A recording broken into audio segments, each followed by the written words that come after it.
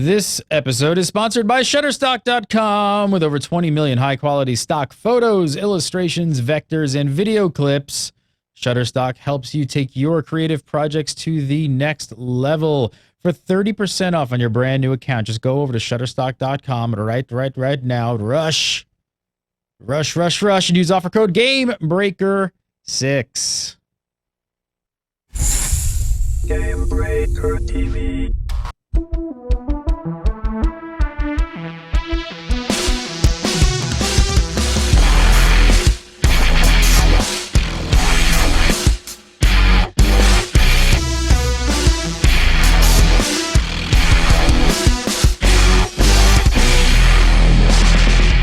What's up, everybody? Welcome to This Week in MMO, episode 147 for June 8th, 2013. Yes, we're recording on a Saturday. It's a one-off, a little bit of a delay. Thanks to the chat room for showing up on this Saturday. I know you've got many things to do in your busy schedules, showing up for This Week in MMO, and we truly appreciate it. So you're watching TWIMMO. I'm Gary Gannon, GameBreaker TV, all that good stuff. You don't really care about that. You just care about games. What are we talking about? We're talking about Elder Scrolls Online. They continue to build hype for Skyrim fans. E3 is almost here. We're going to talk a little bit about that. And there's tons, unbelievable boatloads just busting at the seams of Everquest next news. Just tons. All that and more, but first, of course, from Zam.com's editor-in-chief, Mr. Scott Hawks. How are you, sir? I'm doing very well. How are you? Excellent. On this fine Saturday. Oh, yes, it's lovely. He's pointing at your head, and I can't stop looking at it. I know, but wait a minute. My head's radiating. See? And joining us, as always, the one, the only Mr. Jason Winter. How are you, sir, with an epic banner? Pretty good. Now, just to confirm, we are getting paid double because it's Saturday, right? It is. Yeah, it's time and a half. Saturday. Okay. It's actually double time and a half. Yeah. All right. Let's talk about some Elder Scrolls Online. Big news this week. Why do you keep scaring me, Elder Scrolls? I get scared. It burns. I'm a little bit scared. So, Games Reactor spoke to the game director, Matt Fyror, about Elder Scrolls Online. Let's check this out. This is what he had to say. He said, "This is more a multiplayer Elder Scrolls game than an MMO.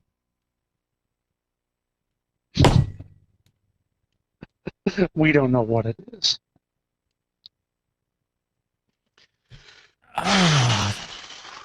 All right, time to go home. Yeah. Why are we covering it on the show? It's not really. I don't know. Apparently, it's not an MMO, and next week on This Week in Kind of MMOs. Matt, I love you. Love your game. Can't wait to play it. But bro, you're killing me. You're totally just like pissing off this entire community of gamers on This Week in MMO. Come on, it's got to be an MMO, right? It is. That statement is just unbelievable. This is more a multiplayer Elder Scrolls game than an MMO. You'll see very limited UI, nice and clean, not a lot of bars. I'm down with all that. I'm okay with all that. But MMOs do that. I know. That's the thing. Well, maybe that's what he meant, and that it's not going to be with 40 bars, and maybe just talking about the general look of it. So Guild Wars 2 is not an MMO. Yeah, I think we're safe. I think it's actually going to be okay.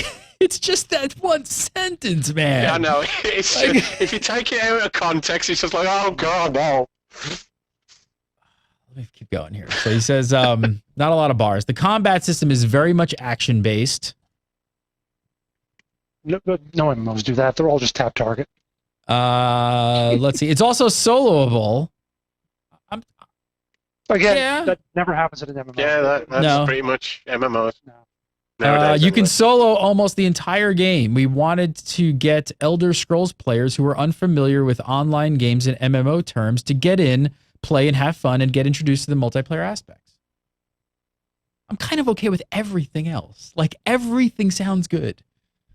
But to an MMO player, that's just like you just burned down my house. Like, you just told the MMO hardcore community, like, it's not really an MMO.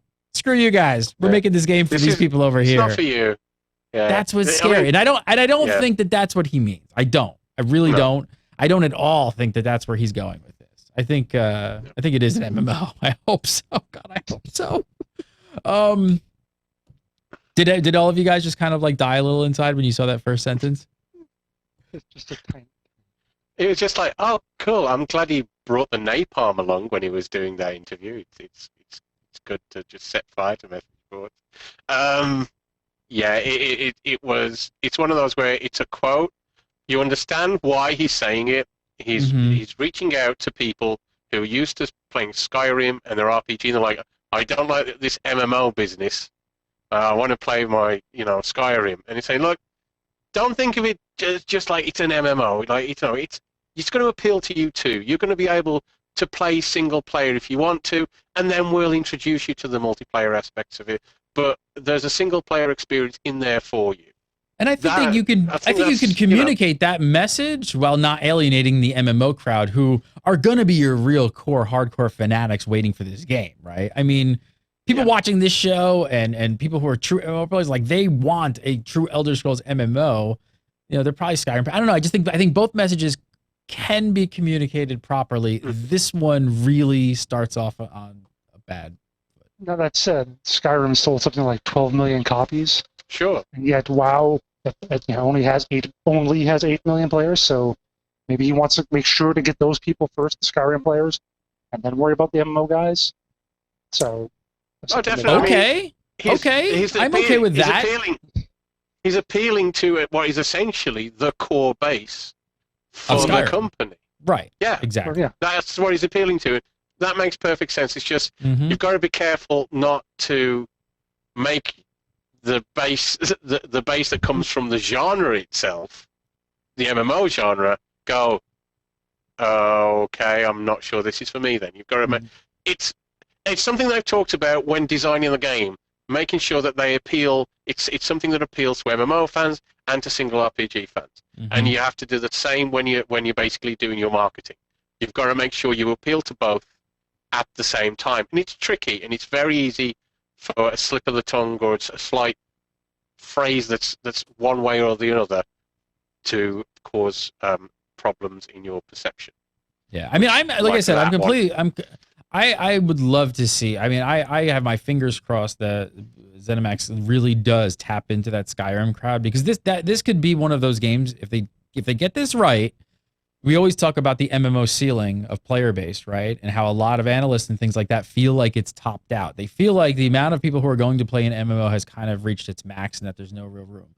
I feel like a game like this, with that kind of a base of Skyrim, could lift that ceiling. And if they can prove to those Skyrim players, like, hey, MMOs are not bad words, like, it's actually really an awesome experience, and get them into that, we could see the genre grow, which is only a good thing. So, like I said, I agree. I loved everything else after that. I just know that as soon as that statement came out, I watched people within the community on Twitter and things like that start blowing up, going, "Oh, great! So it's basically a single player game. Thanks so much." And MMO players immediately have this like kind of a little twinge of just.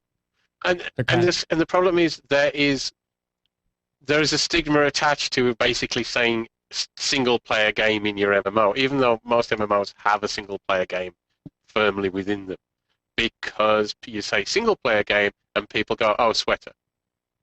So that means that you'll be able to play it on your own, and then there's nothing for me to do when I hit max level that feels like an MMO, which is the kind of nightmare story that people prepare themselves for MMO launches. So even that kind of phrase just makes people sort of cringe a little in case that's what's happening. It's not necessarily the case, but is MMO really such a negative term at this point? Because should we call this show This Week in Not Really, more of a not really an MMO? This week in large group encounters. This week in large group encounters, episode 149. We've changed it. Is it really? Like, outside of our world of MMO players, Jason, what do you think? Is it really that much of a dirty word? I can remember when I first heard about MMOs, around Everquest and that early 2000s part, and I wasn't that interested in the concept because I thought it was all just people ganking each other left and right. And if you go in a group and you're not perfect, people are going to scream at you, and it can be 13-year-old boys and whatever, and just nothing but crap. So I can understand where, if there really is that large number of people who have only played Skyrim or other single-player games and haven't really gotten into MMOs, I can understand why they would be uneasy about the notion. So trying to ease them in, like, oh, don't worry, you can solo. You don't have to deal with all those nasty, awful people. You know, I can get why they'd go at that rate and why MMO could be still some sort of dirty word to people. But you're going to have to ease them into it eventually, I guess. It seems like MMO's gone through a few phases in the perception of what it is. Initially, MMO was this incredible niche game that the people who didn't have lives played because they played for like 22 hours a day, and it was their job and their life, and the only way you could play an MMO was if you essentially lived in it. Then a lot to do with WoW, and a lot of people get upset when you say that, but it's just true. Made it more accessible for people, so that kind of stigma and perception fell away a bit. Then there were a number of MMOs that flooded the market that weren't all exactly high standard, and that hurt the perception of it a bit more at times. And so at the moment, MMO is kind of at a state where what we just need is some people who can take the core concept of an MMO and make really good games from it, and kind of make people feel that MMO isn't something you should be scared of. And the problem is when you have people putting out their PR as, hey, it's not really an MMO, that doesn't help make people feel more comfortable about MMOs. Especially like I when said, it says they're an MMO. That really makes you feel uncomfortable about it. Yeah. I mean, going through the rest of that quote, I think we all agree. I mean, everything else, a clean UI, I'm all for it. Like, I like playing, I don't know, call me crazy, but when I play an MMO, I actually don't really like looking at tons of meters and numbers. I'd actually rather play a game. So the cleaner MMOs can kind of get... I got back into Rift this week, and I was like, oh my god, what do all these buttons do? There's a lot of stuff going on, right? So the more developers can kind of clean that up, I'm all for that, you know. And you look at what console games are doing now, like with games like, you know, Dead Space and things like that, where there's literally no UI. I mean, I've been saying forever, I can't wait for the day that I have an MMO that's like that clean. Maybe Destiny, I don't know, who knows. But a clean UI, I know a lot of MMO players are like, but that's not an MMO because you need hot bars and number things, and that's what we've had. I want something new. Clean UI, I'm totally good with. Action combat, all for it, right? Done right, can't love it, you know, kind of want that stuff. Now, the next thing that I want to, are any of you guys were the soloable content, the soloable, does that scare anyone else that they're also focusing kind of that? I mean, since it's supposed to be an MMO, an online game, and they're definitely communicating like, hey, it's soloable, which every other MMO out there at this point kind of is. Yes. Does it scare you that they're kind of focusing on that, though, to communicate that it is soloable from start to finish? It's not the communication, it's the implementation that worries me. Unpack that. Explain that to me. What do you mean? How can I put it? I think we're going to get into this, but the way that the way that soloable content. So essentially, the format is you have all of this PvE soloable content that you go all the way through to max level, and then you will unlock the other factions all the way through to max level, and then again for the third factions all the way through to max level. So there's a ton of soloable, single-player-esque content that you might be able to do some of it with friends and so on. But it's how that content actually works when you're in a group. Most MMOs you can play solo, but playing in a group is very natural and occurs, and you don't really, it feels like you're all working together at the same time on the same thing, and those systems are all in place. My worry with Elder Scrolls is that people who are used to MMOs like that will find it jarring to play Elder Scrolls the way that it does group content. Okay, but on the flip side of that, I'll throw this out to both of you guys. I don't know who played it or is not. Have either of you guys played Age of Conan when it came out? Yeah.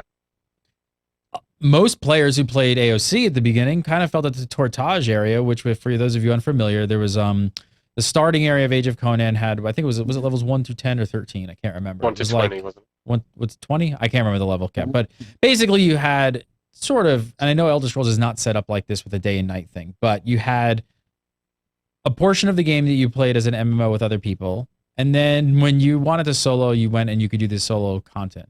some of that content was like some of the best in the game. And Mhm. people were really angry at the point when they hit the level and that type of content wasn't there anymore for them. They were like, wow, I was really enjoying that. I almost wish that style of gameplay could have gone through the entire game. And I had this choice of back and forth. Could Elder Scrolls be doing something similar to that, where they're giving you this, like, you know, hey, we definitely have some group content where you're going to group. We definitely have some single player content. You know, we don't have this day-night cycle thing. I don't know. Like, I loved that content in AOC, and it's the only kind of reference I can kind of pull into this to say, like, well, if the only difference is that I went, because in AOC, you went to an NPC and said, hey, I want to go do this content, and then it became dark, and you didn't see people running around anymore. If they could remove that, I don't know. I'm kind of okay with this. I think your fear, Scott, get me wrong, because you're very much about That's MMOs different. being group-orientated games. If there's nothing for groups to do, then that's a problem. No, it's like there are going to be things to do. There are going to be things to do as a group. The example you give is a place where you have an open world that you can easily group together and do things in a group, and then if you want to, go into basically, and it's pretty much your instanced world of single player content. That's not that's not the way it's implemented in Elder Scrolls. What you have is, you have essentially when you're playing the game in the open world, unless you go off to those group areas where there's group content, open world dungeons, which is great. Love the open world dungeons. There should be more of that in MMOs, and I'm really pleased that it's going to be in this. And instance dungeons as well. I think some people got confused thinking there was just open world dungeons. There's not. There's both. There's like 16 like instance dungeons going to be at launch. So those are cool, and you can go off and do those. But when you're playing just in the world and you're questing along, it's how it feels when you're in a group doing that I think is gonna cause an issue with some MMO players when they start playing. So am I getting the sense that you feel like, is it sort of immersion breaking because it separates the group at that point, and then you're doing separate sort of tasks, but you felt like you were on the same path at some point? This is, let's just get into it, because we've kind of got this. We've got this. I know, I'm and confused. I can't get into it without talking about what we're about to talk to. So I'll just start now. When you're the basic sort of system, finesse system for when you're doing combat, is the idea is that when you're fighting a mob, it goes like this. You do quick attacks with your left button. Then it goes to do a big attack, and it has these like shinies coming off it saying, I'm about to really hammer you. You interrupt that, then you follow up with a held down big attack, and then if you finish them off, you get finesse points. And there's a hidden finesse meter, and if you achieve it for each fight, then you get bonus XP and you get bonus stuff in your bag when you loot them. You loot and there's a golden check mark next to them. So the main sort of reward concept for when you're playing solo in combat is finesse. Now, if you're grouped up with one other person and you're both fighting that mob, essentially finesse stops working. So the core combat idea of the back and forth between you and mobs stops working when you're in a group. Doesn't really work encourage because group play. No, because what happens is every time you say you've got right, I've done my slash attack, I'm building my meter up, and then I've interrupted them, that builds my meter up, and then your partner hits them with a normal attack that isn't yours, that puts the finesse meter back down to 0. So every time your partner does something, it resets that combat mechanic. So it's almost a disincentive to group. Exactly. Yeah, that's... Yes. So that's... If you're in a group, you get a flat XP buff. You get a flat XP bonus if you're in a group. So you get XP, and also you're in a group, you can sort of like rip through the content quicker. You can fight monsters faster just because, hey, there's 2 to 4 of you. So Well, maybe they more. figured that's worth the negative of not being able to get the super finesse kills, being able to do it quicker, getting a little more XP, whatever. Absolutely, but what that means is that you have a choice. Either be in a group and just get a flat XP rate and just kill lots of stuff, and you just mow through it, or be solo, and then the way that the combat system works then applies. Like then choosing when to make your attacks matters. I'm not sure that that's something I think's the best choice. Like either A, be in a group and just go and mow down stuff, where your actual choice of what you're doing doesn't have a huge effect on the rewards that you get, or be in a solo, and then it constantly interacts with you on your combat and the sort of rewards you're getting. To me, that's kind of an odd choice between which one or the other. You see what I mean? You've got just flat XP and you can go run around, or you've got a more interactive feel of combat if you're solo. Well, I've got some more choices here for us to unpack and kind of talk about. So here, let's chew on this one a little bit. So Matt continues. He says this. He said, "We promote that you're the hero. You get to make choices, because even if you're in a group and you're talking to an NPC and they give you a choice, that choice is yours, not your group. There are no group decisions in this game." That is a very single player attitude. Extremely, like just cut and dry. Yes. I mean, what I thought one of the most enjoyable things about SWTOR is when you're in a group and you have to do the conversation, you all vote on it, and then that's not in the whatever game. happens. And nope, we're not doing that. Nope. It's not. Nope. I've done it. You go like the first time I did a group quest, you have to rescue someone, and you go up to them, and I clicked on them, and it released them from their prison, and I started following them, and I was with Richie playing, and I was following them, and I turned to Richie, and I'm like, and he's still standing there, and I'm like, "Are you coming?" And he says, "What for?" I said, "To follow the NPC," and he went, What NPC? I went, "Oh, you can't see it." So it's all phased. So all have so imagine there's 20 people in a dungeon following an NPC. It looks like basically people wandering around in a mental institution because nobody can see them.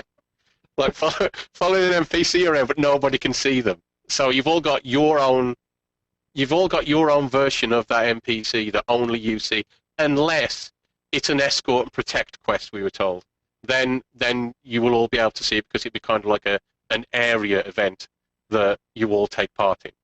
But if it's like a straight quest with an NPC walking with you, just you're the only person who sees it or interacts with it and gets any response to it.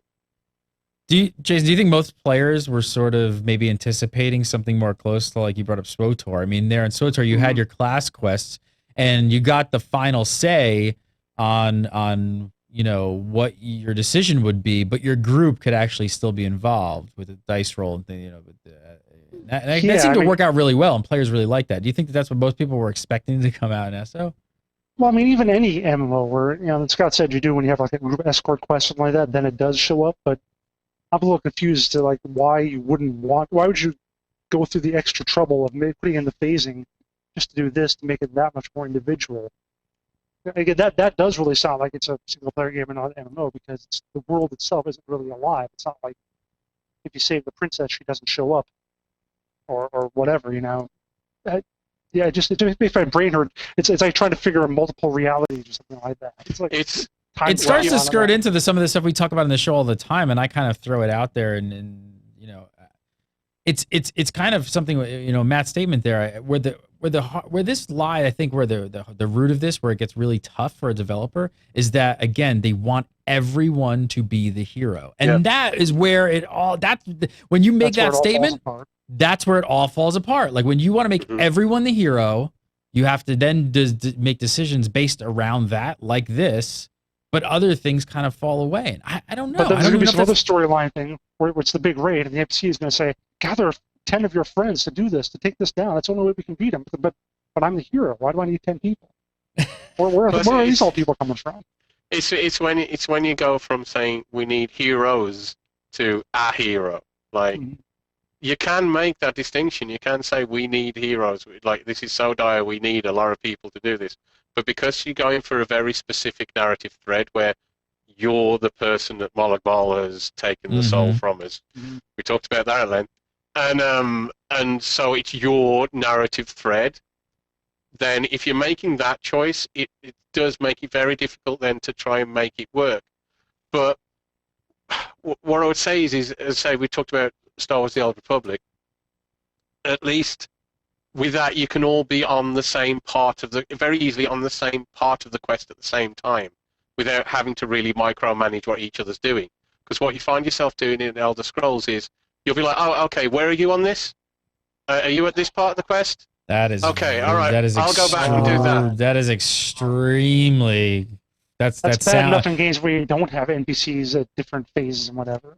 Because of course you have to because if you run up and start doing a fight, like just get sidetracked because hey, you want to go and do your finesse on your own, let's say, and get the reward from that, and you leave your person in your group because you don't want them to hit your mob. They go off and do the next part, and you don't see the NPC that they're following. So you have to kind of keep constantly in contact and say, hey, what? Okay, hold on. I'm going to go back and talk to the NPC, and I'll catch you up. Give me 10 minutes. I'll catch up. Go get a soda or something.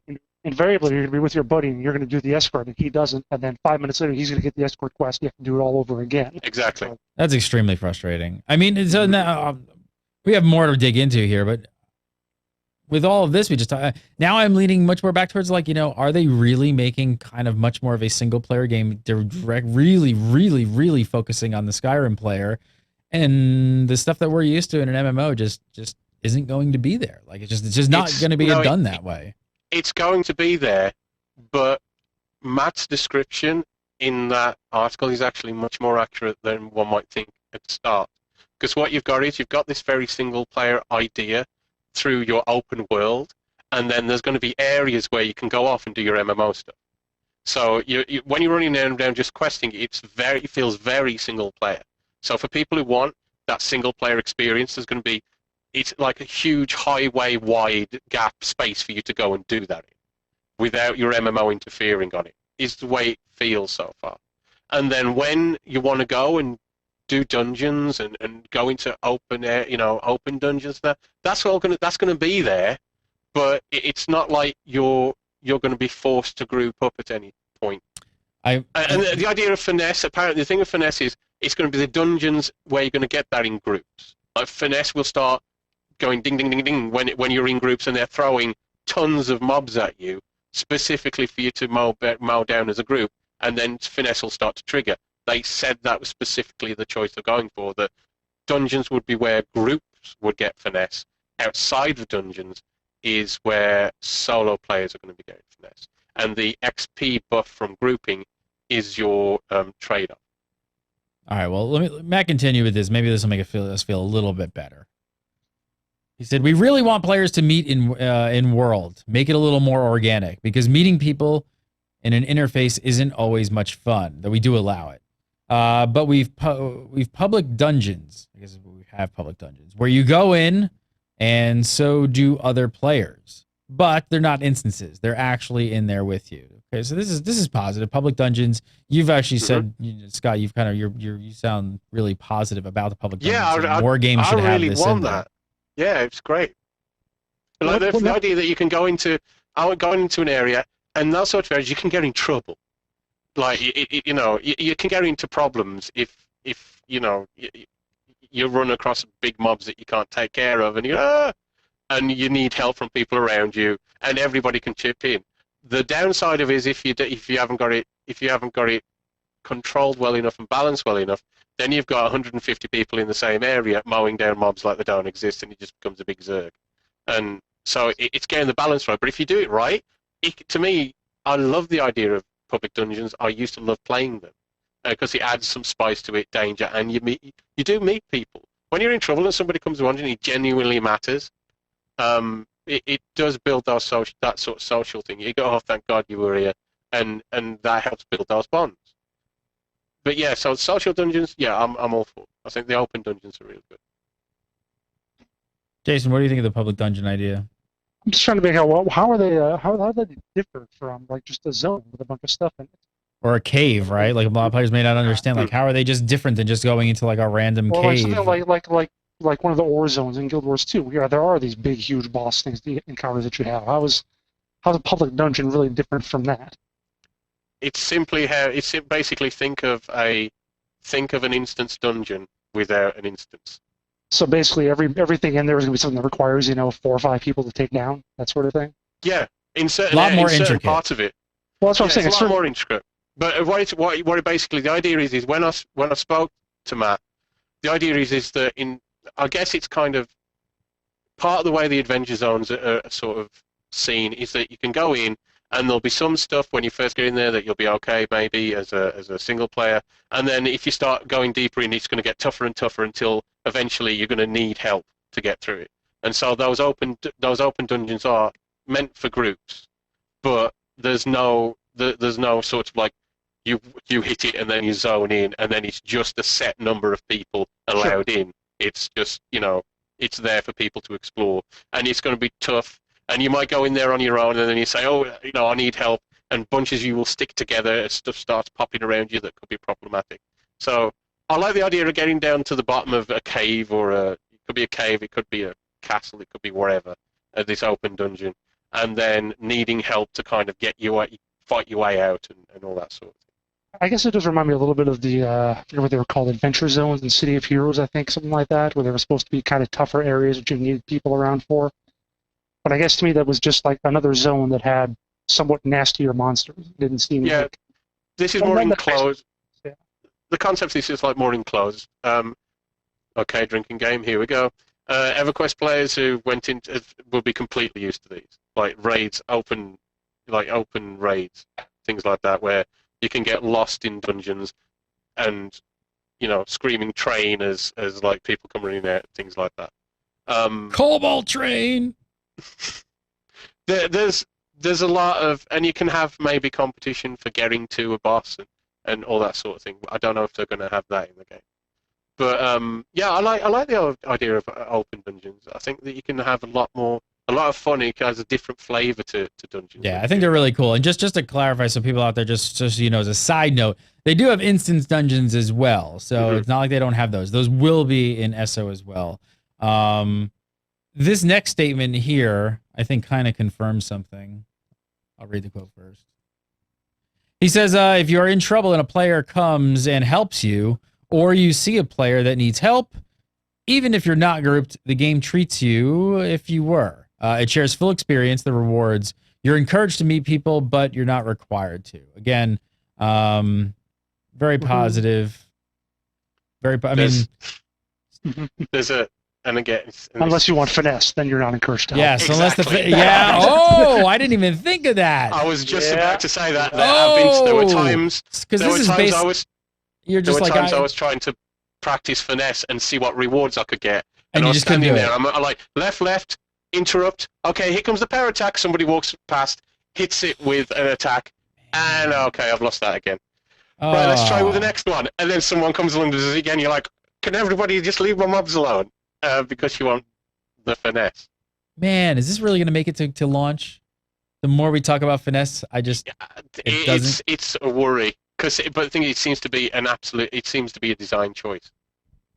Wow, but that sounds incredibly frustrating. Like, that just sounds... I didn't even think... Just make it so that it doesn't get screwed over when someone else hits your mob.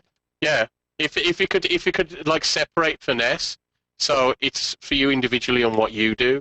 So if you don't complete it, but even then you say, right, I'm about to land the last one that's going to finish the finesse off, and they kill the mob, and you're like, okay, I'm not going to get to now. Or they do a knockback move, and your big swipe is just in midair. This actually sounds worse than like spawn camping. Like this is like back in the day. Can you imagine the griefing that can go on? Oh, people are going to do it constantly. People are going to make their entire virtual life in Elder Scrolls Online just doing that griefing people. First character to be named no finesse for you. That's Gary's first character. No, I would not do that. Anti-finesse troll. I like hardcore PvP stuff. I do not really like just effing with people. I get no enjoyment out of just griefing people and just being like a total jerk. Definitely not my style. I don't know, but this finesse thing scares me. Wow. I hadn't even realized that. That is really worrisome. It's when I first played it, because the first time I played it was completely solo when I played it, the finesse thing, I was like, oh, this is cool. Like, you're getting rewards for what you're doing. And making you learn how to time your attacks and everything. And then the next time I'm playing, it was like, okay, I'm going to do my finesse. Oh, somebody hit. Okay, never mind. I'm going to do how? Oh no, there's lots of people around me. I'm not going to be able to get any finesse, am I? And I What is asked, so? What, and so what's the? I'm trying to. What's the big draw then for finesse? Why? What's the big draw here that they think that like? Where I'm trying to see the other side of this and go like, what is so cool about finesse besides the extra loot and like that kind of thing and the XP? Is that such a carrot and a motivator? it's supposed to be just to make combat feel more involved. So the timing, making the timing of your attacks matter more. So the choice in which you make, yeah. But if I try and do this, but why make that something that's only solo? That's what I mean. Like I try and basically I hone in on that and make it more visceral and get into this whole dance, right? Because that's what we're talking about. It's kind of like this elegant dance that you're doing with combat that you want to hit this thing. I do that 4 or 5 times, and 4 or 5 times Jason comes over and whacks my mob. I'm just like, F this. I don't care about that mechanic at all anymore, and I'm never going to even bother with it. Now I'm just, hey, we might as well just group up and kill stuff because I don't give a shit anymore. I could believe that they came up with this, thinking, solo game, people are going to love it, it's going to be great. Let's demo it a little while here. This works great in our pre-alpha, whatever. This is awesome. Oh, but what if other people come along? Whatever, solo game. Whatever. Scares me. All right, hopefully I get to talk to them at E3 about this because I need more information on this because I'm definitely... Yeah, I'm going to. I'm definitely a bit worried about this whole idea. Maybe there's something more to it. I don't know. Ask at a time. Only one of you can ask at a time so you don't screw up with the other guy's finesse. No, I specifically asked the devs. I said, so finesse, especially it seems at lower levels, if you're in a group, you're not going to get finesse. And they said, well, no, it's pretty much finesse is going to be something that's going to be very difficult for you to get if you're in a group at low level. But if you're in a group, you get you get an XP bonus, and you can kill mobs quicker. So okay, that's an advantage of being in a group, but the sort of back and forth of the combat itself is you don't have to do that in a group, and it doesn't reward you for doing that. But it does solo. But it's not separated with the attack. Yeah. That does actually feel like how when I play Skyrim or Oblivion or something, it's like if I'm fighting a mob one-on-one, I'll like block and parry and shoot a fireball and sword. I feel like it's finesse-ish. Yeah, and if I'm in some group where there's like a bunch of NPCs or something, I'm just hacking and slashing away with no care. So I guess they kind of figured that part out. And they kind of want. It sounds like they kind of want to go for that, which isn't a bad idea, but it is bad when the group thing breaks it down. All right, we got one more. I've got one more quote here from Matt, but I feel like I need to set this up with a little bit of context. He was basically asked, "What's the one thing that is going to make the game stand out and be top tier?" Matt responded with this. He said, "It sounds obvious, but the one thing we have going for us is Elder Scrolls."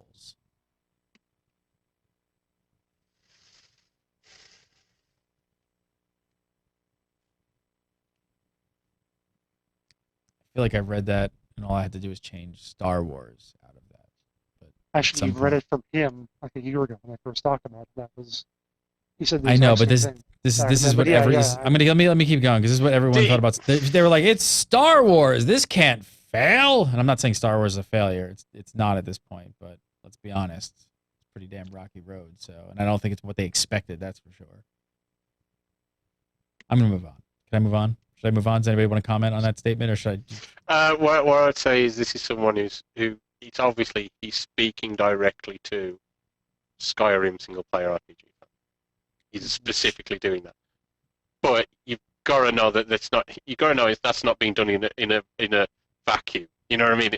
Other people are going to hear it. So, yeah, it's yeah. Yep. All right. He says it sounds obvious, but the one thing we have going for us is Elder Scrolls. I mean, it's a trite answer, but it's making a promise. We're an Elder Scrolls Online RPG. If we deliver that, we're fine. You saw today we have the elements in place. We have the action combat system, exploration-based combat. A lot of the things that will make an Elder Scrolls player feel at home are there. That's the core of the system and will work from there. I mean, without context, very, very, very scary quote. Keep that in mind. Like, I think you do have to keep in mind, seriously, like what Scott said. He's talking to Elder Scrolls fans, so they're definitely trying to, like, comfort Skyrim fans and Oblivion fans of like, hey, we're definitely trying to make a game that you are going to enjoy. I think his I get out of that statement that he's sort of trying to say, like, we understand the weight of Skyrim, and we understand how important it is to you, the player, and we are trying to deliver that for you, and we are trying to do right by you. That's what I sort of feel from that. It's still a little. There are certainly aspects where I feel he's absolutely accurate. Like I think the questing, where if you're just looking at the questing from let's look at the quality of the writing, let's look at the quality of the interaction. It's definitely Skyrim. Like, no, there's lots of it on the Skyrim level, the humor, the sort of depth that you can go into lore-wise. Do you just want to get the quest out of the way, or do you want to really go into it? You've got that choice. It's there. That element is there. What I would say is when you come out and say that it's more of a Skyrim multiplayer, think in your head what a Skyrim multiplayer looks like, and then look at Elder Scrolls Online, and does it look the same? And I think that's the question you need to ask. I don't need to answer it. I think I'll let the audience answer that question in their minds for themselves. Yeah. Jason, what do you think? I mean, from a PR standpoint, more of these like sort of like little tidbits sort of unravel. I mean, do you think that we're possibly just not the target audience for their PR team? That or actually Brianna Royce, the editor-in-chief of Massively, wrote a great blog article like a year ago or so after that first initial announcement. She said basically they think they've already got the MMO fans. Like, we just hear big MMO, we think Elder Scrolls, that's done. We're going to try it out. That was her impression of it, and I could sort of see that, but they think they still have to convince the Elder Scrolls fans. Is that your impression of it? Because I'm kind of flip-flopped on the other end of it. I'm kind of feeling like I don't know if they have the MMO fans. I'm sort of thinking that this could turn really easily. It's what we think their perception is versus what we know at the moment. Like I don't reckon that Matt Fire and the experience that he's got. I met their PR team and they're a great bunch, and these are people who are not aware of the world around them. You know what I mean? They are aware of the world around them. Sorry. So I cannot believe that they think that from what's come out so far that the MMO public is like, right, sold, whatever happens now, I'm going to be for Elder Scrolls Online. I think that there's a lot of people who really want to try it. I'm one of them. I do really want to try it. Oh, yeah. But I cannot think that they believe that they just have the MMO public sewn up. I don't believe that's the case. I mean, I believe that they could feel. I believe that they do probably have a good portion of them, to the point that we don't know what the model is yet, whether it's buy to play, buy in subscription, free to play. We have no idea yet. But I think that they do know possibly that they will get a large portion of us to try it. Yeah. Yeah, definitely. The big question is will they really stick? So, and maybe that's all they need. Maybe that's the thing. Maybe they just feel that they've got, maybe that's enough for them to feel like, hey, we've got the MMO crowd. Like, we know they'll try it. And I mean, let's be honest. If my take, I don't know what you guys think. I don't think, my personal opinion, I have no info whatsoever. I don't think Elder Scrolls is going to be free to play. I think Elder Scrolls is going to be buy box and pay a subscription. I have no idea, but that's my take on it. Then I don't know if they were to go free. If it were to go free to play, if it was free to play, I would agree completely. They have the entire MMO landscape pretty much in the bag, and everybody would download it and try it in a second, at least to see what it's all about. The thing is, what you said, I also think that's true. I mean, I have no idea. And personally, I think a hybrid model might be the best sort of way to go, and have one or the other. But if it's a subscription model, let's just say it's a subscription model. We don't know, but say it is. Then you've got to be extra careful when you try to sell your game as for single-player Skyrim people, because they're not used to playing a subscription. So that is another reason why they've got a very difficult job messaging at the moment. They want to really appeal to their core Skyrim people who've played Skyrim, basically. That's a massive market, and they want to make sure you're crazy not to. You've got that huge pool of that huge audience, and if you ignore them, you're mental, because you're throwing money onto a fire if you do that. So you've got to do that. But also, it's finding that balance and trying to make sure you don't fall between two or even three stools. and at times maybe this is just a case of the balance going a bit too far in one direction. Don't get me wrong. I mean, I don't know about you guys. I can speak for everybody, but I think we've all enjoyed the Elder Scrolls games throughout the years. I love them. I mean, we want to see elements of those brought over into an MMO. I think and don't get me wrong, I enjoyed what I've played of Elder Scrolls. That single player experience, I really enjoyed it. I have. So I don't want you to think that I'm saying the game's terrible. I'm not saying that at all. But there are elements of it where I'm wondering how MMO fans are going to respond to certain design choices and systems in the game. Going to be interesting. I think the subscription payment, or the payment model, I should say, is going to be a huge factor in some of this stuff. But I'm I don't know if it's just me being deluded, but I'm expecting news on that next week. Oh, I'm hoping that might be Scott Hawk's prediction on. That'd be really interesting.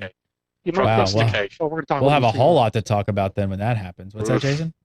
I was going to say, I would think that's something they might maybe announce like that in pre-orders and that sort of thing. Mm-hmm. Yeah. We can only hope. We can only hope. We can only hope.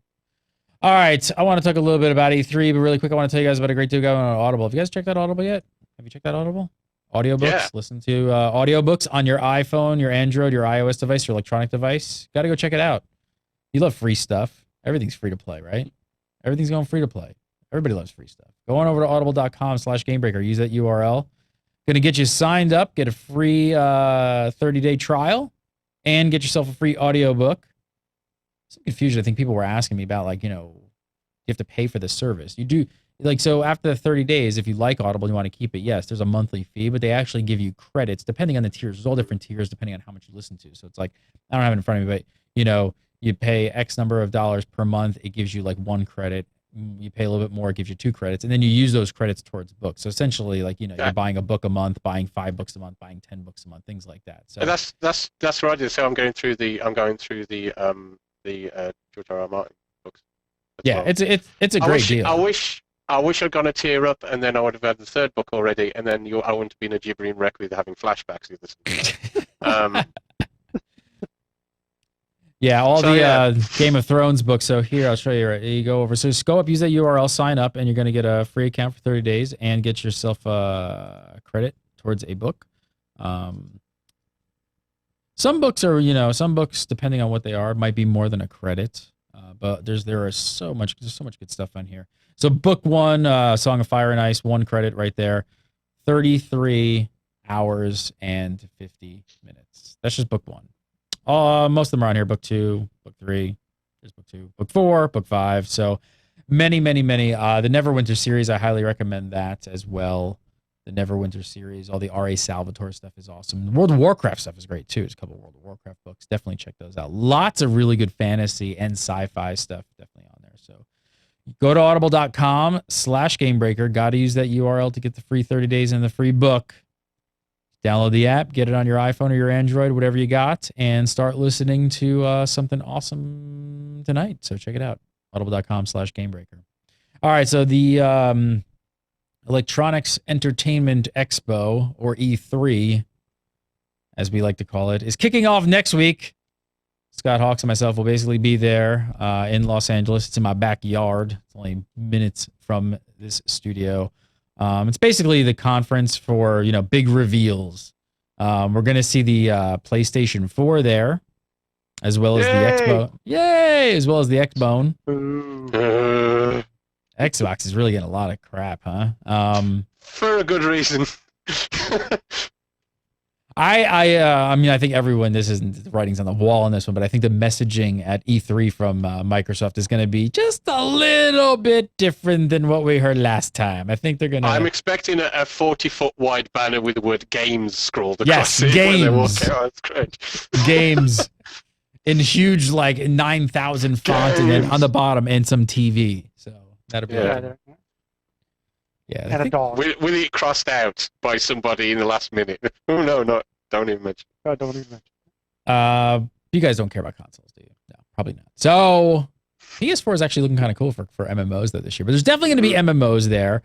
We're going to be doing a lot of coverage right here on Gamebreaker TV, so keep an eye all week Stuff's going to be going up daily. Some of the live shows might shift around next week. We're probably going to do TWIMMO with Scott and myself from somewhere at E3 together. Somewhere I don't know out where. there. Dinner. Under I the don't know. table So, of a restaurant after you've had too much. exactly. Yeah. But there's definitely going to be MMOs there, obviously. Elder Scrolls and WildStar. I don't know. I don't really know what you. So you dropped big. You said Elder you think Scrolls, WildStar, Final Fantasy XIV, Final Fantasy XIV is going to have a big announcement. I big think. presence. Yeah, Yes, big it is. presence. I hear War Games is going to have the typically huge booth.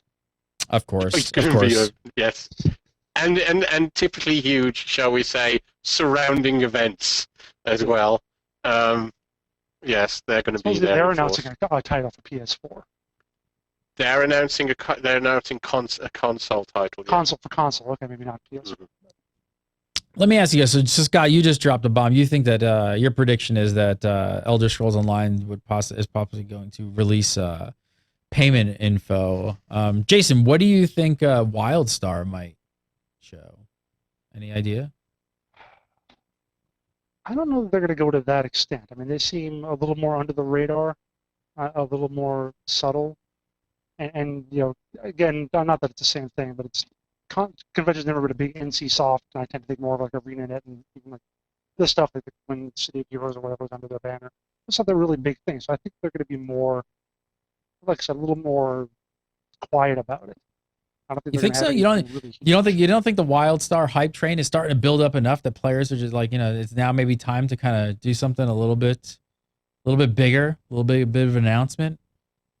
Maybe have we gotten? We haven't gotten even like a release quarter. They still haven't. date, They right? still haven't announced. Well, they haven't announced two of the races. There's races or classes. Some of those they haven't announced yet, Classes. so that could be something that Classes. they might show off. And right. Both. Okay, so both. All right. Scott, what do you think? Flying under the radar on the WildStar front? Yeah, we're not. They had a stress test very recently, which they broke everything. So they're very much up to their chest in beta testing at the moment. So I'm not expecting big announcements from WildStar yet. I think that's coming, but I don't think it's going to be quite just yet. Yeah, I think for MMO fans, I think the two biggies that you all should be looking out for are Final Fantasy XIV. I think Squeenix is definitely going to put out a lot. I don't know exactly what, There's but about to be a big push with Final Fantasy. Big push. they have to make this comeback work. Like this is it. I mean, this is they've got to do big reveal. They've got to do just drop this down. I mean, they've already kind of talked about launch. They've really got to ramp this up. There's the obvious one. What you would think they might announce at E3, which is, hey, they're talking PlayStation 4. Mm-hmm. You would think Final Fantasy XIV for the PlayStation 4 might be part of any big announcements they've got. But yeah, there's going to be a lot of pushing. I mean, it's not that far away, really. No, it's not at So all. E3 is the last big, really not the last one, but the biggest convention before they're going to launch. So Yeah, I can't wait to see what they're going to do because I know we've given XIV a bit of stick, as Scott Hawk says in the past, but I actually really want to see them make a big comeback. I really do. I really want to see this game come back, and some of the stuff that I've seen looks really good, and I'm really intrigued by it. What other games are you guys excited for? I mean, how about Destiny? Destiny is something they have gameplay reveal coming. We know that. Yes. We know gameplay reveal is like all that we've heard. Do you think we're going to get any more than that, or do you think that's going to be probably the big thing? Is just like, hey, here's some video. I think it's a gameplay review, and because they've built up, you're going to get gameplay. It is the thing they've been building up to. So I think that's going to be pretty much it. But I'm hoping that that's enough to let off fireworks and get everyone very excited. I'm really looking forward to It's enough for me because I want to see gameplay of this thing. I really want to see it how too. this works. Jason, what are you looking forward to? What's up? What's top of your list? Top of my list to watch the coverage of from home. Which is probably the best way to watch it, man. Actually, yeah. I mean, remember Lots last of year cool. we had there was the stream going. I remember we were all talking about it in the chat and everything, just Mm-hmm. watching that the whole time. That was really good. But on the There's MMO, just on the other- MMO front, what are you most excited to just hear about? Like what are you going to be Obviously, paying Elder attention Scrolls to? Online. If they're Mhm. going to have something big there, I'm really interested to see what they talk about. I think again, didn't Wargaming say they're going to have playable World of Battleships there? World of Warships? Going to be something on World of Warships, not Okay. necessarily playable. Oh, There's I gonna did be not know playable- that. Yeah, there's going to be some. There's going to be something on World of Warships, not necessarily playable World of Warships, but they're going to have a lot of units set up for people there. And if, by the way, if you're at E3 Thursday morning, I know I'm going to be heading to the Alienware booth because they've got WildStar on their machines. Oh, look at that. uh, Look at that. WildStar playable on the showroom floor at E3 for anyone to walk up and just kind of play. Well, it's going to be there. Whether anybody can, I don't know, but I know I'm going to be going, I want to play now. Please. I guess maybe we should also just, maybe we should do like some sort of, do people still do tweet ups? Is that like a thing? Do the kids still do tweet ups? Okay, this sounds like a brand of shoe, but for kids. But I don't know. I guess we could do that. Yeah. Yeah, I'm Be thinking, running I don't around. even know. Maybe we'll think about this. So maybe, I don't know, we'll figure out a night that we can maybe right after the show, maybe tweet where we're at and we're grabbing a beer Mhm. and there's all that area, the whole like ESPN zone and all that stuff, I'll be, I don't know, I want to see I'll some be fans. grabbing a soft beverage. Yeah. which would be called beer. Hopefully, No, it'd be a diet something or other. That's Maybe all. you guys are going to have a variable TWIMMO size. Taking after a possibly. while. Anybody Oh, who that'd be shows up will interesting. be there. There you go. Cool. Maybe we can even We're record it. going to do a live audience in a restaurant. TWIMMO. I would love to do that. We just don't have enough fans. That would be quite funny. 3 people watch this. We can't do live shows. What do we think we are? Take your ego So down we a watch notch. this? Take your It's ego just down us. a notch, Hawks. I mean, we'll just be in a place where there'll be people there. Is what I'm That's it. talking about. We'll just pan the camera and the people will just be like drinking and like, you just know, go and then ahead. we'll just, Yeah, whatever. yeah, and then Stop we'll just, filming me. and then we'll just put clapping and crowds roaring in behind There you it. go. Shafted, So write all good. this down. I'm producing the show right now. It'd be fantastic. What do you guys think of the Elder Scrolls Online? People are just like drinking and doing whatever. Be like, who are these ass hats with cameras? All right. Massive EverQuest Next news this week. This is really what we've been waiting for. We finally know Sucks. Blown whatever- up. everything. Bloom, just completely. Shoes, socks, everything. John Smedley revealed this on Twitter this week. Ooh.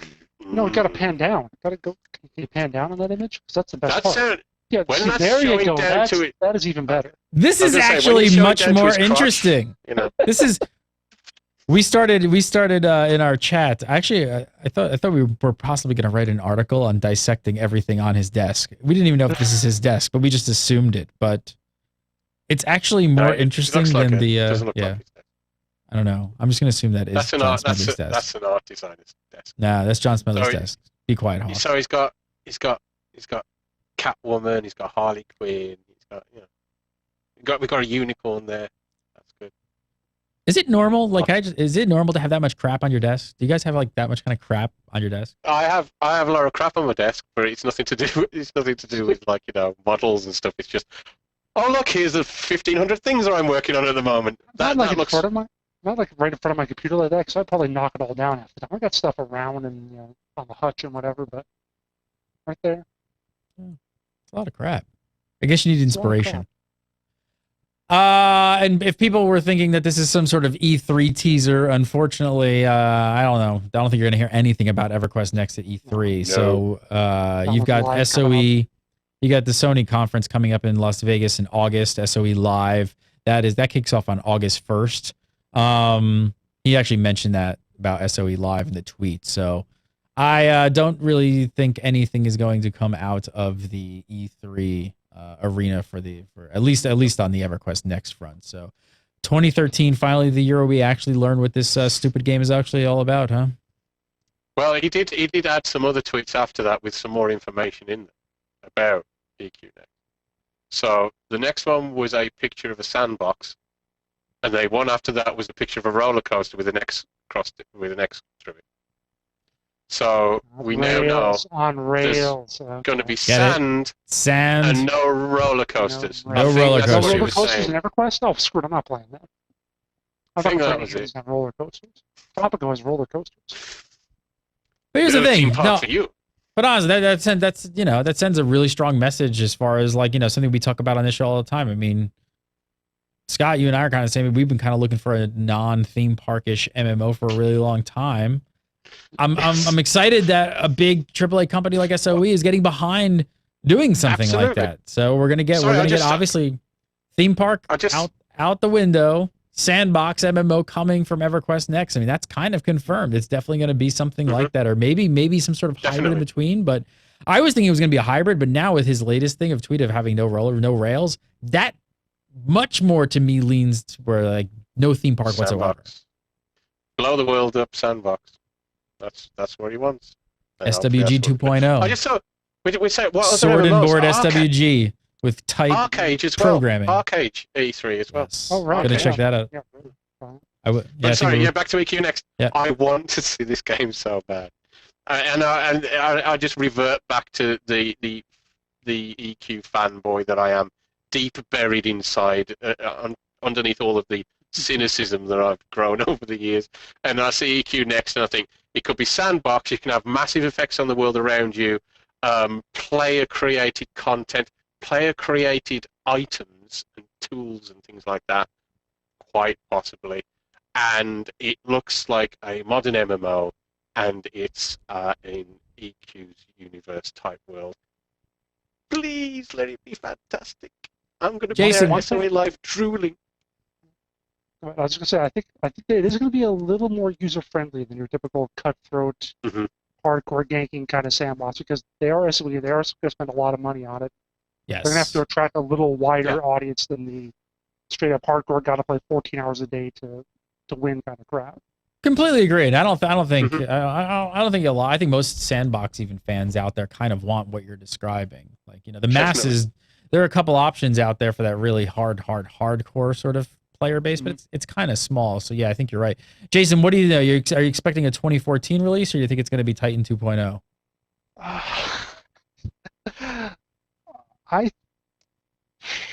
I think they might shoot for 2014. I think they might even announce that.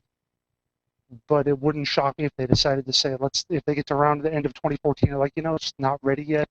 Let's make sure it's perfect, push it forward a little bit. But I'd give them maybe a 50-50 chance of coming out in 2014. What do you think, Scott? What's your over-under? I actually think it's going to be 2014. And the reason I think that is because of the Light Forge engine. They turned PlanetSide 2 around pretty much from scratch in 2 years, which is like mind-boggling. And yes, there's going to be, it's not got the sort of NPCs and all the rest of it that you might be expecting in EverQuest Next. But still, when I interviewed them, they said that Light Forge engine, and the way they can plug in what they need for different games while developing and using that engine allows them to have a much faster iteration and cadence on their production. It's really sped things up and changed the way that they do things.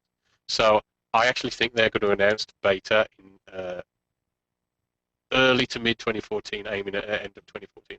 I mean, do you guys think that EverQuest Next could actually? Do you think it could actually have no questing whatsoever, or very, very, very minimal amount of? Because that would cuts down so much development time. I mean, that's like if you cut that out of the mix. Oh yeah, we could see this thing in 2014 easily. Well, then you have to rename it. It's like, what is it? Ever mining next? Ever sandboxing next? There's no quests. I just think we talk about we want a sandbox that's a bit easier to get into, and it's a phrase I've used many times. Is we want the WoW for sandboxes, and that doesn't mean we want 12 million subs. We want the game that makes sandboxes accessible and have the polish and everything else. Because either a sandbox has been accessible-ish, but it's clunky as a bag of spanners thrown down the stairs, or it's just so difficult to get into for your average player. We want something that makes it accessible and feels good. And I think that's something that game developers haven't worked out yet is the pacing of getting players into a sandbox from the start of the game. I don't think that they've figured out how to do that properly yet. Most of them just kind of like blah, throw you in. Here's 8 gajillion things to do. Your head is spinning. You're completely confused. Now just go figure it out. And that's where I think a lot of people are turned off by them. So that they've A lot of games have figured out how to kind of ramp you up in the MMO scene with, the newbie island and this, that, and the other. And they've kind of tailored that and gotten a pretty good handle on that. I don't think anyone's really figured out how to do that with Sandbox yet. I'm really hoping EQ Next is basically going to be the flip side of WildStar. I mean, WildStar, you've got basically a PvE game with some really cool sandbox fun elements that makes you have some ownership in the game that you can play with and have fun with. And I'm hoping EQ Next is going to be this big sandbox with some cool sort of PvE elements to assist you into getting into the sandboxy nature of everything. But as you said, no one's really pulled that trick off fully yet to make it mass marketable. I mean, Eve's the sandbox that works. But it's scary. It's so scary. It's scary. It's scary. Yeah. They have to make EverQuest Next not scary. Somehow they have to make you not just fear for your life. What do you guys expect at SOE Live? I mean, cinematic trailers, I think, usually go hand in hand with sort of MMO reveals. I think we'll see some sort of cinematic trailer. Do you think we'll see any gameplay? I think we will as well. I think they're just going to I think Smed's building this up to the point that they're really just going to that is going to be the focus of SOE Live this year. It's going to be EverQuest Next. John Smedley said was it October or November, that they were really, really close to being able to show something, but they got a very particular sort of story and way they wanted to release this. And they wanted everything in place before they did that. And that was a while back. So I'm hoping that we're going to see.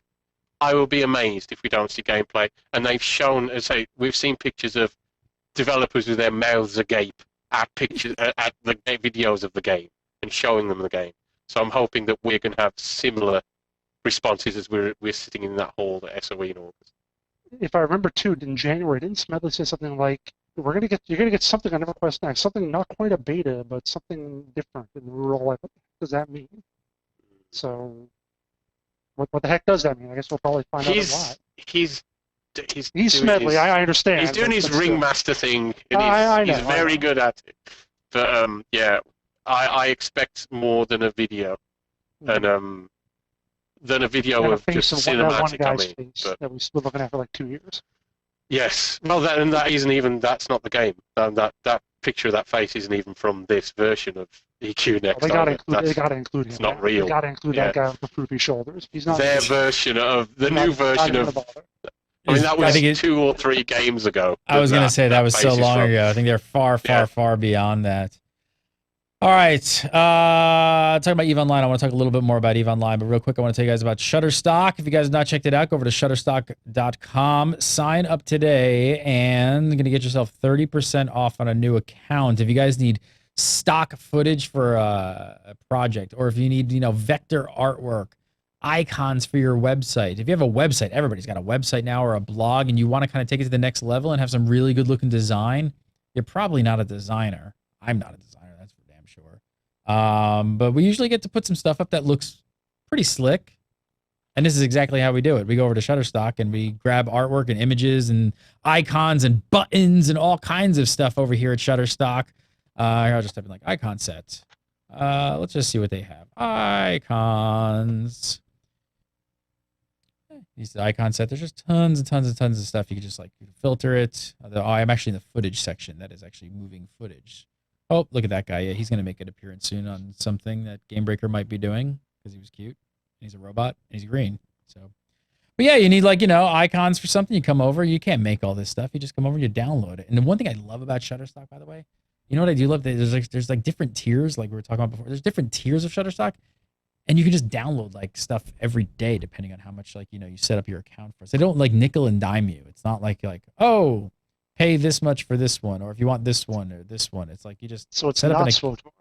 No, it is definitely not SWOTOR. The pricing is really cool. I like how they have their structured pricing plans. It's really it's a great way because you can download stuff on a daily basis. Very cool stuff. If you guys have a website or anything like that, and you want to kind of ramp up your project, or if you got a video project, you need video. Check it out. Shutterstock.com. And then when you make your account, when you're checking out, use the offer code or promo code GameBreaker with the number 6 after that. It's GameBreaker 6. You're going to get 30% off on your account. Check it out. All right, so let's talk about some EVE Online. More like EVE Offline. Tra-la-la-la-la. CCP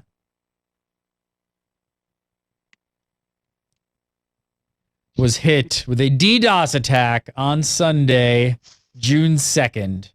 And wanting to be safe, they took Eve and Dust completely offline. They couldn't patch up the leak, and they completely took the games down on Monday, June 3rd as well. So the good news is, though, that CCP have completely stressed that no player information was accessed, right? That is the word. That's the official word. Nothing to worry about as far as our accounts go. Nothing. Good. The quote literally couldn't be any clearer. It was literally, we would like to, quote, we would like to stress that at no time was customer data compromised or accessible in any way. So, close quote. So, no talk of this or anything else. CCP were pretty quick on the draw with this one. They threw compensation at players. They threw 50,000 skill points out to players for the downtime. So fortunately, it doesn't look like a major incident. I don't think players are going to be too upset about the compensation. You think we should see more of that? You think you should see more of that especially in a subscription-based game for any downtime? Yeah. Hey, sorry. Here, have this. We're sorry about that.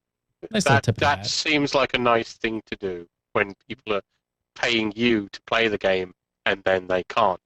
Things happen. It's understandable, but it's good to just go to your player base. Hey, we understand that you probably wanted to play this time. They did the best thing they could, which was say, we're not taking any risks, we're closing it down, we're fixing it, then we're bringing it back up. And that's the way to do it. But it's also the way to do it to turn and say, hey, we understand you might want to play. Here's something as a little, gift for you for the inconvenience. Jason, what do you think free-to-play companies should do if that happens? You can do the same thing. I mean, look what Neverwinter did when they went down. They had their issues a little bit. They gave the Catterday stuff with the potion or whatever it was. I can't remember. But yeah, I mean, it's the same sort of thing. You don't just give them money. You just give them or free sub time or whatever. You give them whatever kind of loot or whatever. I remember when I was playing Lotro, when it was a subscription game and it went down for like 2 days, they actually did add on 2 days to your subscription, and they also threw some potions at you. So yeah, it's what you have to do. Although if this were any other game, I'd just be like, okay, whatever. Was it DDoS with Eve? I would say this is like part of an in-game thing. Like players organize the DDoS or something. I could actually believe that. Gamers are creating content by DDoSing Tranquility. News at 5. There you go. Jason Winter, follow him on Twitter at WinterInformal. And of course, tune into This Week in MMO every single week right here on thegamebreaker.tv. Always a pleasure, sir. Scott Hawks, editor-in-chief over at Zam.com. Follow him on Twitter at Jarimor, Jarimor. And of course, go to Zam.com and check out all that stuff there. And I'll be seeing you this week for some E3, sir. Very looking forward to that. Yes. And you can follow me on Twitter, Gary Gannon. Follow Gamebreaker TV at Gamebreaker TV. And check out our brand new website called Free to Play, TOFREETOPLAY.TV. Free-to-play.tv. If you're looking for a free-to-play MMO, it is like the This Week in MMO for free-to-play games. We got a brand new show called Derpy Dragon that is hosted by myself and Mr. Mike Byrne, the Magic Man. And it's This Week in MMO for free-to-play games. So check that show out as well. We're on episode 2. You can find that on free-to-play.tv or Gamebreaker TV. Check out free-to-play.tv and let us know what you think. Have a great week. We'll see you next week, and see you at E3.